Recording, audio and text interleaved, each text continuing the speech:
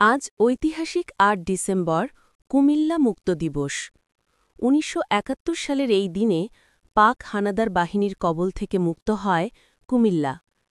সেদিন বিকালে Comilla town hall মাঠে তৎকালীন পূর্বাঞ্চলের প্রশাসনিক কাউন্সিলের চেয়ারম্যান মরহুম জহুর আহমদ চৌধুরী দলীয় পতাকা ও কুমিল্লার প্রথম প্রশাসক অ্যাডভোকেট আহম্মদ আলী স্বাধীন বাংলাদেশের পতাকা উত্তোলন করেন।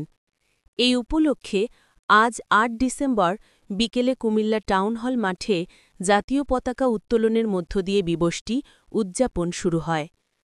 বিকাল ৩টায় কুমিল্লা টাউন হল মাঠে পতাকা উত্তোলন শেষে জেলা প্রশাসন ও জেলা মুক্তিযোদ্ধা সংসদ জেলা শাখার উদ্যোগে একটি বর্ণাঢ্য র্যালি বের হয়।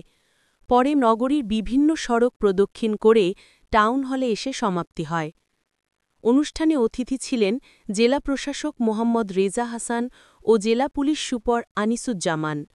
এছাড়া আরও উপস্থিত ছিলেন মহানগর জামায়াতের আমির কাজী দীন মোহাম্মদ ও কুমিল্লা মুক্তিযোদ্ধা সংসদের আহ্বায়ক বীর মুক্তিযোদ্ধা নূরে আলম ও যুদ্ধাকালীন কমান্ডার বীর মুক্তিযোদ্ধা আব্দুল মতিন সহ বিভিন্ন স্কুল কলেজের শিক্ষার্থীগণ, সাধারণ জনগণ এবং সুধীবৃন্দ। ৮ ডিসেম্বরের এই দিনে আমি স্মরণ করছি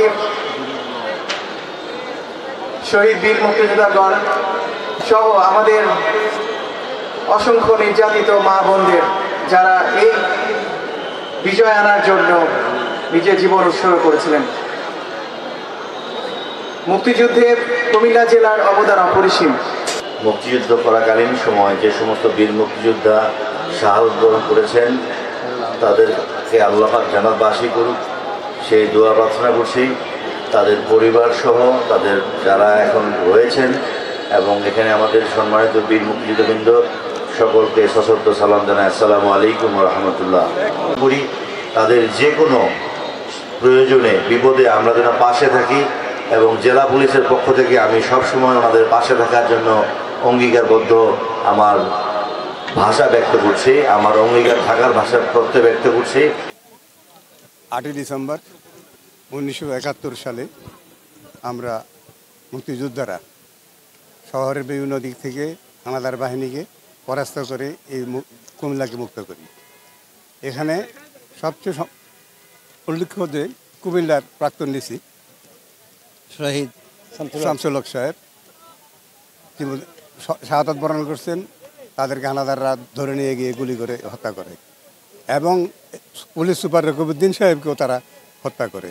এই দুইজন সরকারি কর্মকর্তা প্রথম হানাদার বাহিনীর হাতে শাহাদাত বরণ করে বাংলাদেশে।